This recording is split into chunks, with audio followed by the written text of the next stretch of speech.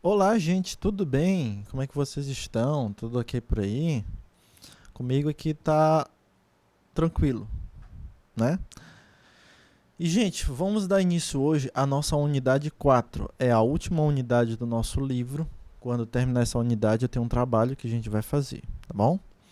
Então, vamos lá para essa unidade em que a gente vai trabalhar aqui com isso aqui, ó, lendas, tá? Das criaturas folclóricas à criação do mundo, certo? Veja só, eu queria saber de vocês uma coisa. Por que, por que a chuva cai? Pensa aí. Quero que vocês pensem aí e me digam por que a chuva cai.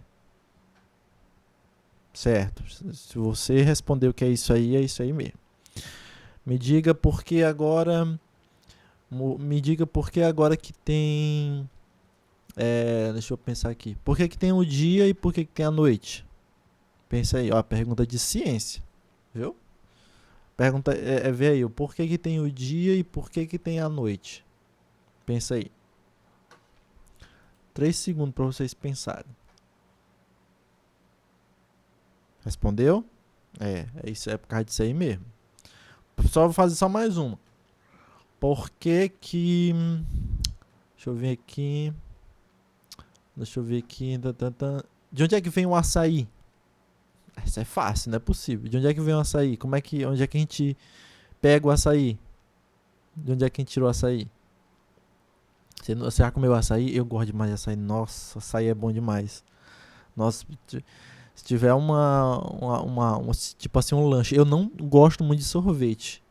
Não gosto de sorvete, mas açaí, né? Açaí não é sorvete, claro.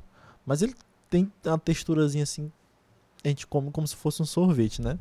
Mas eu não gosto de sorvete. Eu gosto de açaí. Açaí é bom demais. Mas de onde é que vem o açaí? Pensa aí. Pensou, pensou. Certo. Pois é.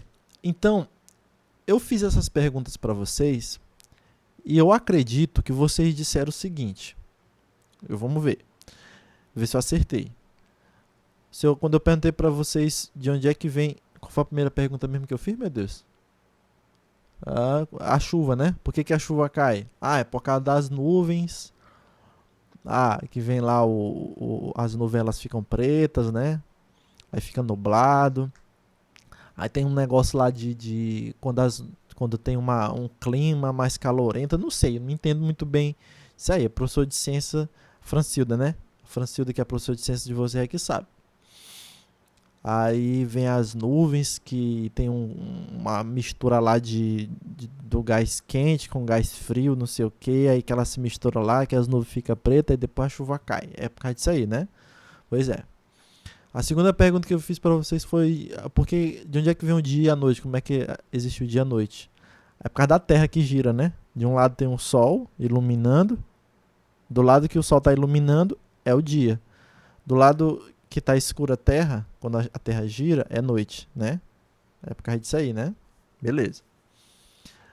Foi isso que você respondeu? Se foi, estamos kits. E eu perguntei de onde é que vem o açaí. De onde é que vem o açaí? O açaí vem do pé do açaí, né? Que é aquela frutazinha bem grossinha, desse tamanho aqui. Diz que tem a Jussara, que diz que a Jussara é menor. A Jussara, ela é menor e mais líquida, né? Mais ou menos assim. E o açaí, ele é maior, que é mais grosso. Pois é.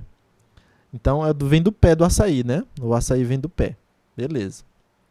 É engraçado que quando eu faço a pergunta para vocês hoje, vocês já sabem de tudo isso aí. Mas por que você já sabe? Porque hoje a gente tem a ciência para explicar, né, para nós. Tem a ciência que vai nos explicar de onde é que as coisas vêm, de onde é que surgiu o homem. O homem veio do macaco, né, na evolução da humanidade, né? Veio do macaco não, veio de uma espécie, né, a espécie Homo sapiens, né, que é bem parecida com o macaco. Segundo o que a ciência nos fala, é isso aí. Né? Deixa eu ver o que mais. Aí a ciência vai dizer por que a gente tem dor de cabeça. Às vezes a gente sente uma dor de cabeça. Por que a gente tem dor de cabeça? Aí a ciência vai explicar. Por que tem um trovão? Aí a ciência também vai explicar. Hoje a gente tem a ciência para explicar o mundo, né? Então, tudo que acontece pode ser explicado. E quem é que explica é a ciência, né? Muito interessante isso aí. Agora, imagina, no tempo em que não existia a ciência, não existia o conhecimento científico. Imagina aí. Como é que as pessoas faziam, como é que a população, os seres vivos humanos na época, faziam para explicar o mundo? Por exemplo, tem o dia e tem a noite. Por que tem o dia e que tem a noite? De onde é que vem isso aí? Imagina, se eles não tivessem, quando eles não tinham a ciência. Pois é. Veja só, o ser humano, ele sempre foi curioso desde o início. Desde do início da Terra, o ser humano sempre foi curioso, o ser humano sempre quis saber o porquê que as coisas existem, o porquê que acontece determinado fenômeno natural, isso aí, tá? Pois é, ele sempre teve essa curiosidade. Quando não se tinha a ciência, como é que eles faziam para explicar o porquê das coisas? Eles usavam histórias. Sim, eles contavam histórias. Eles acreditavam em determinados seres, acreditavam em determinadas figuras, né? Figuras misteriosas. E eles contavam a história dessas figuras misteriosas para tentar explicar o mundo, tá? Beleza? Então, vamos pegar aqui por exemplo.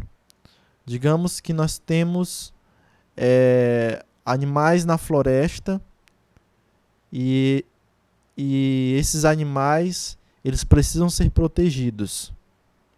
Digamos não, né? A gente tem animais na floresta. Esses animais precisam ser protegidos, mas muitos caçadores iam atrás desses animais, né? Muitos caçadores iam atrás desses animais e muitas vezes eles eram impedidos de caçar esses animais, né? Estou aqui contando uma coisa para vocês. Aí, só que acontecia, eles eram impedidos de uma forma muito misteriosa, ninguém sabia. Aí certas pessoas começavam a acreditar em seres, em alguns personagens. Aí eles começavam a dizer, é por causa de a gente não consegue caçar aquele animal porque existe um protetor dos animais lá na floresta.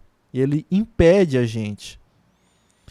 E muitas dessas pessoas que acreditavam nisso, nesses seres, eles até alegavam que já tinham visto esses seres. Se vocês conhecem, sabem do que eu estou falando? Eu acho que vocês sabem que eu estou falando de um desses seres que protege os animais na floresta. Quem seria esse ser? O Curupira, né?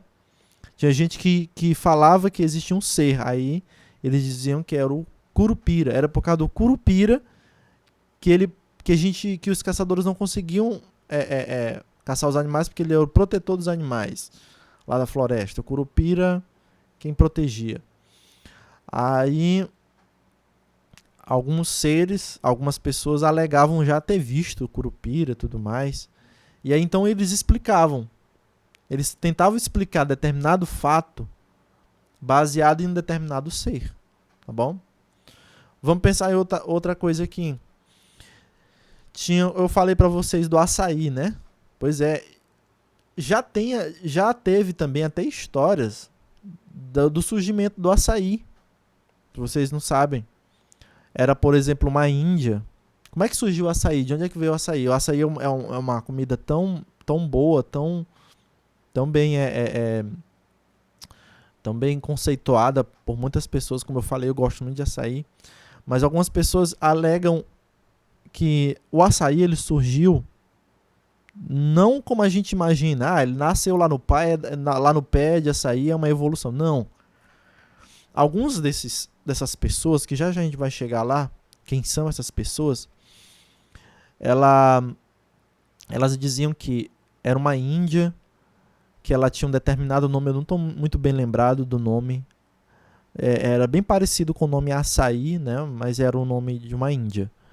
E que ela parece que gostava muito de frutos e tudo mais, ela foi caçar, não sei o que, só sei que hora e volta ela acabou morrendo, e no lugar onde ela morreu, nasceu uma árvore em que deu muitos frutos, que o fruto tinha a mesma cor da pele dela, uma cor escura, uma cor limpa, uma cor muito, muito linda, né?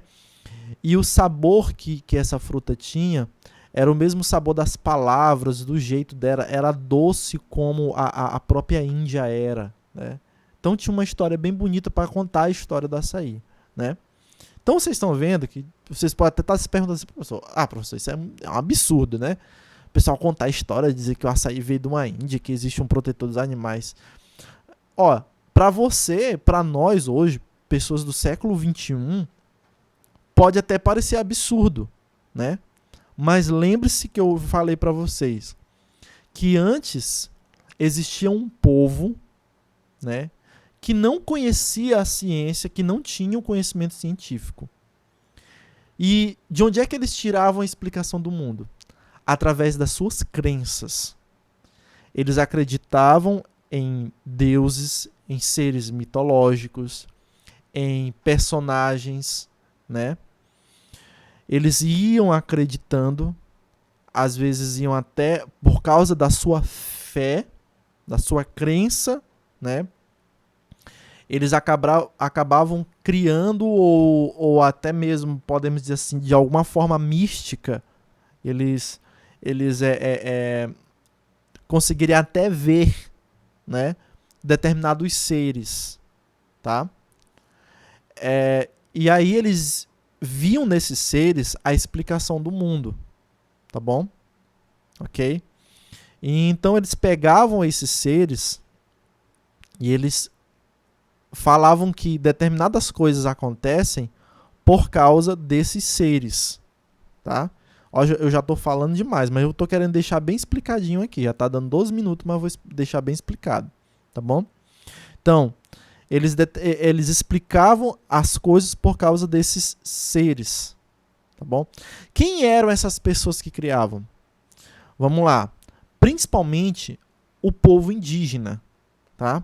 A gente sabe que o nosso Brasil, ele se iniciou com a população indígena, né? Então, os índios, gente, eles são um povo em que eles não têm o conhecimento científico que nós temos hoje, e eles eram um povo que viviam na íntima relação que eles tinham com a natureza. Os índios com a natureza, eles são muito, muito ligados. Isso é até bonito de se falar, porque o contato que eles têm com a natureza é muito forte, tão forte, que a natureza para eles é o paraíso, é a divindade. E dentro da natureza, eles alegam muitos acontecimentos baseados nesses seres. Tá? Eles vão contando que é esses seres que acontecem, que estão lá para fazer as coisas acontecerem. Tá? Então, principalmente o povo indígena, eu não estou dizendo só o povo indígena, mas principalmente ele, começou por eles, começaram a explicar as coisas através desses seres. E aí que vem, vocês estão vendo aqui na imagem que nós temos o Saci Pererê, né? É um personagem travesso, é um personagem que gosta ele é muito peralta, ele gosta de travessuras, né? A história do Saci Pererê vem disso. Tem aqui a história do Curupira, nós temos aqui a Iara, que é essa sereia. Nós temos aqui a mula sem cabeça. Nós temos aqui essa terceira que eu não estou me lembrando muito bem quem é essa aqui. Esse outro também que eu não estou muito bem lembrado.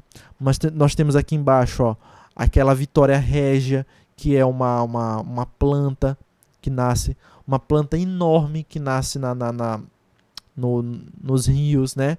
Então, para cada uma dessas histórias aqui, nós temos esses personagens, tá bom? Ok? Então, o povo indígena foi os principais que começaram a criar essas histórias, tá?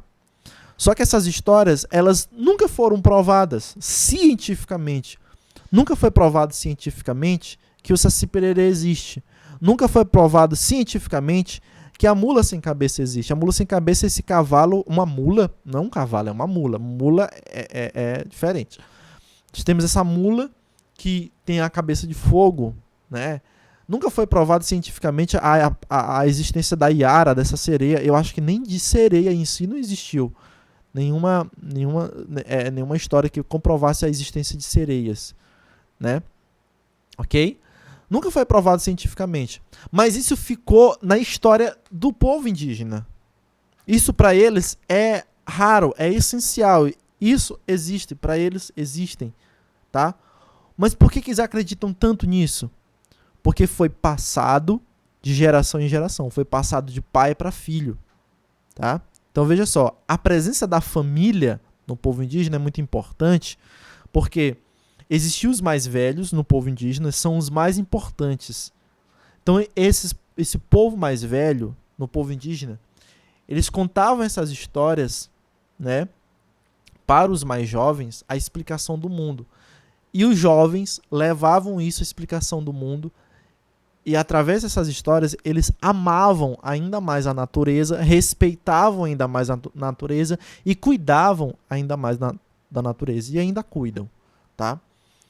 Então, essas histórias desses personagens são muito fortes, muito presentes, tá? Que vai ajudar a explicar esse mundo, ok? Deixa eu ver o que mais. Certo, como eu falei para vocês, nenhum desses personagens foi provado cientificamente que eles existem. Por isso, eles passaram a ser chamados de lendas. Então, são umas lendas. O que é uma lenda? É uma história que serve aí para explicar determinado fato, mas que não tem comprovação científica. Mas são histórias, são contos, são narrativas que foram importantes em uma determinada época, que hoje para nós elas servem como entretenimento, serve como uma forma para nós hoje, século XXI. Professor, mas tem pessoas que ainda acreditam nessas histórias. Beleza, tudo bem, eles acreditam, não pode tirar o mérito disso, né? Mas eu estou falando no campo científico. São somente lendas que nos ajudam a refletir sobre o pensamento de determinado povo e nos faz até se aproximar com esse povo. Aí pensa na criatividade que esse povo tem para contar a história. Pois é, aí é que mora a grande questão. A criatividade de criação. A criatividade nessas histórias, né? Tá? E aí nós temos as lendas, gente. As lendas, elas servem justamente para isso, para explicar o mundo. Por isso que está aqui, ó, a criação do mundo, certo? E que serve para explicar o mundo. Beleza, como eu já falei. Agora, essa palavra é muito importante, folclóricas. Sabe o que significa a palavra folclórica? Vem, se eu não me engano, do latim ou é do grego, só sei que significa coisa do povo, entendeu? Conhecimento do povo, né? Que parece que é a mistura da palavra folk mais lore, que significa coisa do povo, tá? Então a palavra folclórica significa coisa do povo. Então as lendas são as criaturas do povo. As lendas são histórias que falam dessas criaturas do povo, criadas pelo povo, tá? É popular. É quem faz a gente olhar mais ainda para a riqueza que nós temos aqui no nosso país. Lembrando que quando a gente fala folclórica, a gente lembra muito do país em que a gente está inserido. Quando fala em folclórica, em coisas folclóricas, com certeza você pode imaginar coisas do nosso Brasil, porque a gente está no Brasil. Mas também existe o folclore dos Estados Unidos, o folclore do Japão, o folclore da Argentina e por aí vai, entendeu? Cada país tem seu folclore, tem suas histórias do povo. Olha que interessante, viu? Cada um vai ter a sua forma de se expressar e de criar um mundo. Beleza. Então nós temos as lendas. As lendas é isso, são histórias para contar o mundo através desses personagens, tá bom? Só que, só para dar um conhecimento a mais, esse negócio de contar histórias não é só das lendas, não. Isso aí, ó, há muito tempo vem até dos mitos gregos. Só que esse negócio de mito grego a gente vai estudar mais para frente. Nós temos os mitos, que também são isso aí, mas é dos gregos. É muito, muito mais antigo do que o folclore. É no início da humanidade, tá bom? É isso aí. Muito bem, então acho que você já deu para entender muito bem o que é o folclore. Eu vou ler isso aqui para vocês e depois eu vou ler aqui essa história, uma lenda aqui para vocês, tá? Ok? Nós vamos ler tudo isso aqui. A aula vai ficar grande, mas é o jeito, tá bom? Vamos ler tudo que nós temos aqui para a gente poder compreender ainda mais, confirmar tudo isso que eu já falei para vocês. Então, olha aqui a unidade 4. Quais são os objetivos?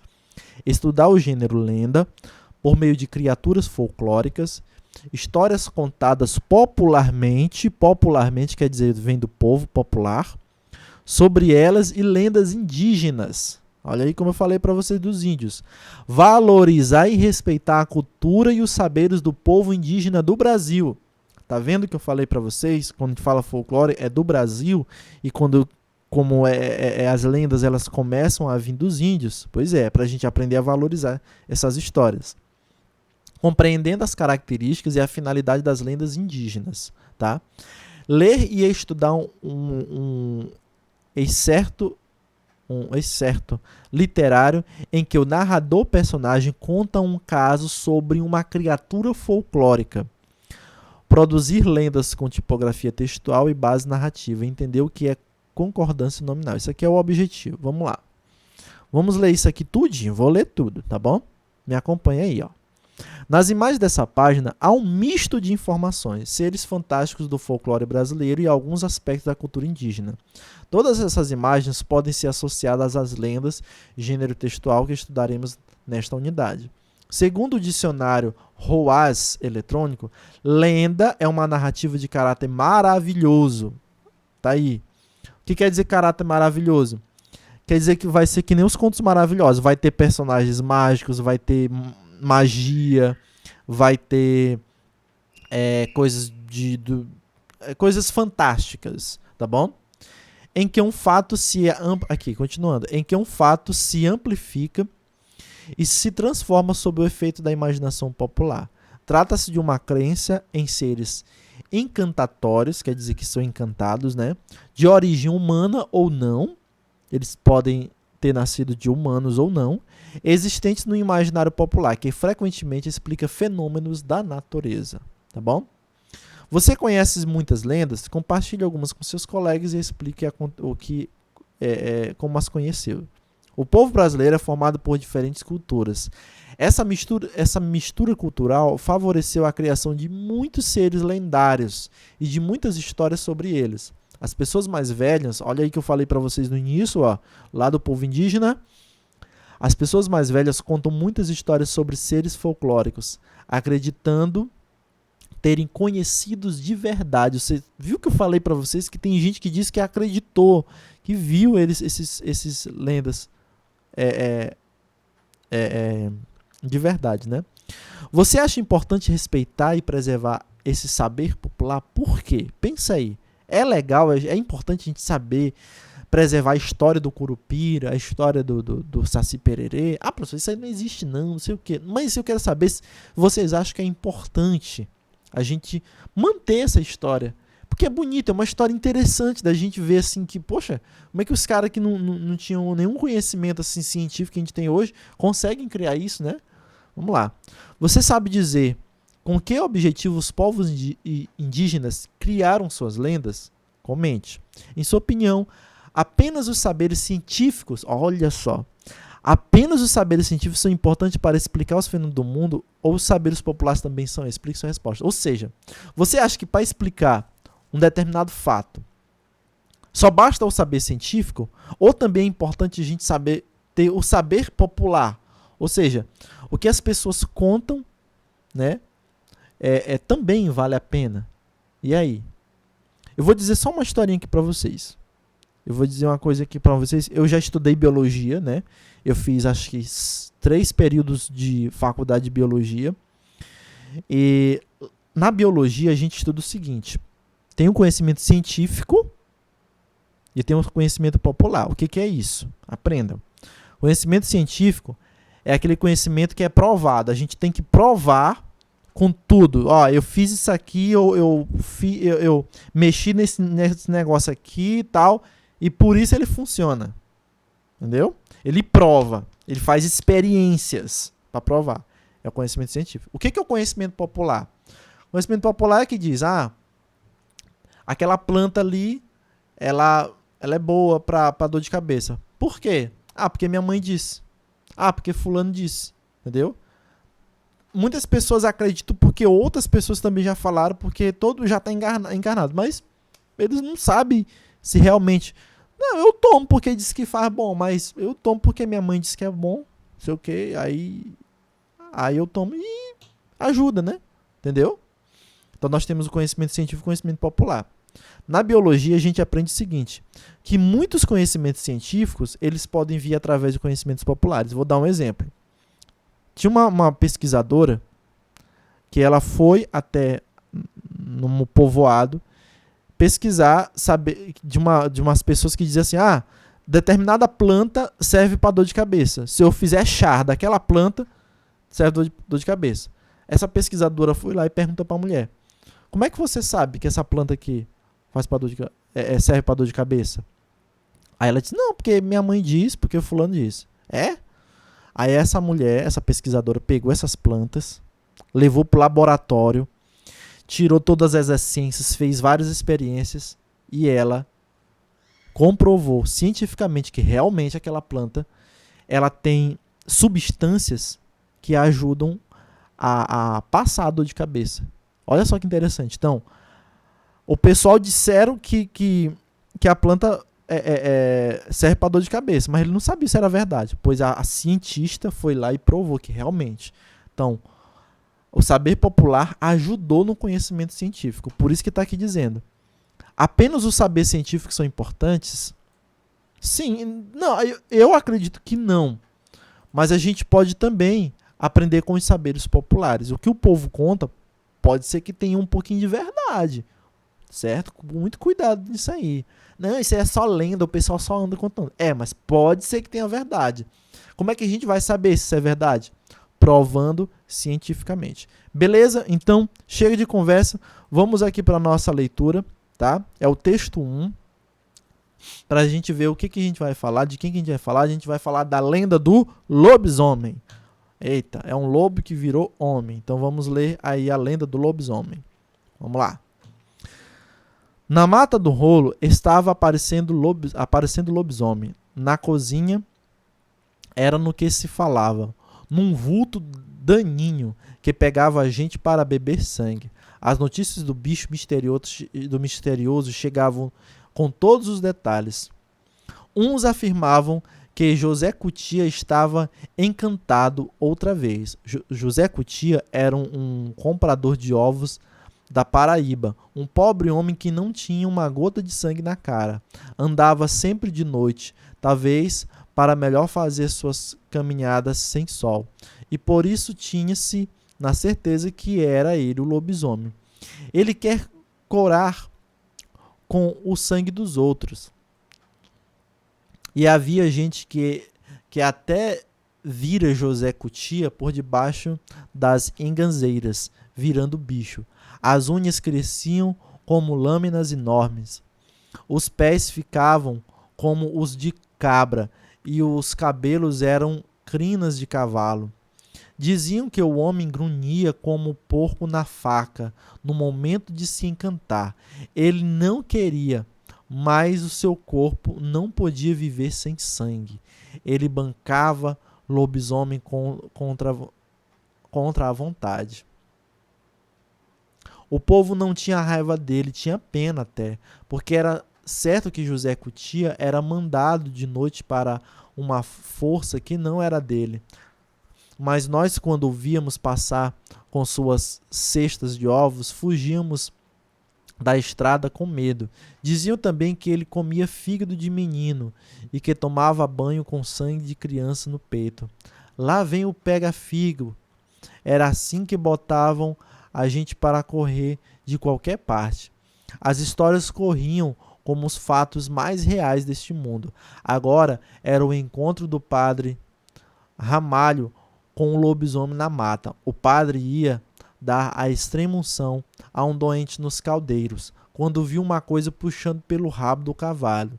Deu de rebanque, meteu as esporas e nada. O cavalo parecia com os pés enterrados no chão. Olhou para trás, viu o bicho já querendo partir para cima dele. Tirou do bolso a caixinha com a hóstia consagrada e apontou. Ouviu o baque de um corpo todo e um gemido comprido de moribundo. O cavalo tomou as rédeas, disparando. No outro dia, encontraram José Cutia desfalecido na estrada. E o lobisomem bebia sangue também dos animais, chupava os cavalos no pescoço. O podro coringa do meu avô amanheceu um dia com um talho minhando sangue. O lobisomem andava de noite pelas estrebarias. Eles me contavam essas histórias dando detalhe por detalhe, que ninguém podia suspeitar da mentira. E a verdade é que para mim tudo isso criava uma vida real. O lobisomem existia, era de carne e osso, bebia sangue de gente. Eu acreditava nele com mais convicção do que acreditava em Deus. Ele ficava tão perto da gente ali na mata do rolo, com suas unhas de espetos e seus pés de cabra. Deus fizera o mundo somente.